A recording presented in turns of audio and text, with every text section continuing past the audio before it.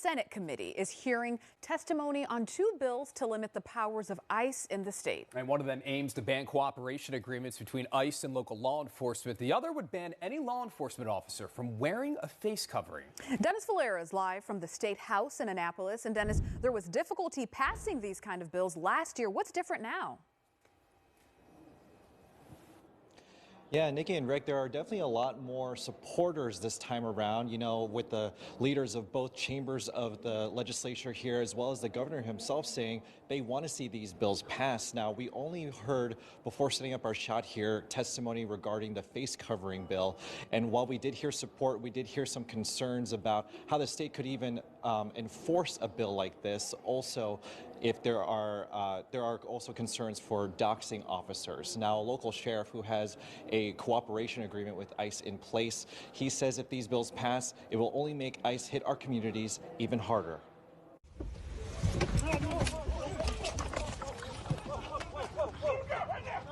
After seeing how the Trump administration's ICE enforcement has shaped up in Maryland and around the country, some state lawmakers want to curb their power. Sí se puede. Sí se puede. One way, banning 287G agreements, which have more than doubled in Maryland since last year. These cooperation agreements have opened the door for corrections officers at local jails to flag non-citizens to ICE for arrest and to serve and execute warrants on those who are jailed.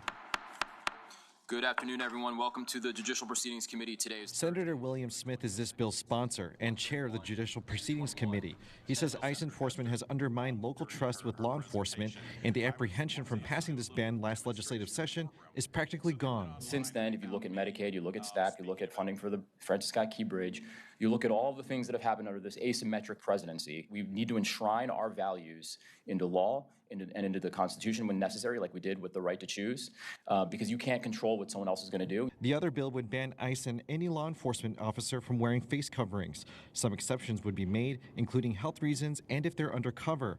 Advocates say this would also help make communities feel safer. We have defended our mothers, fathers, brothers and sisters, neighbors, children, and friends against ICE's increasingly violent and lawless actions. No! Oh, mommy!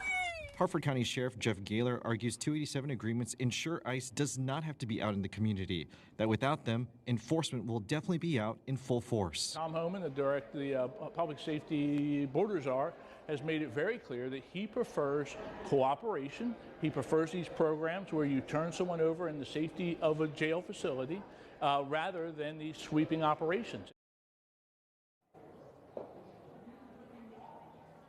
Now, there is another bill that's aimed at limiting the powers of ICE in the state of Maryland. This one would bar access to state data for the strict purpose of tracking and deporting people. This bill still has to come up before a committee. Reporting live on your corner from Annapolis, I'm Dennis Valera for WJZ. All right, great coverage, Dennis. Thank you.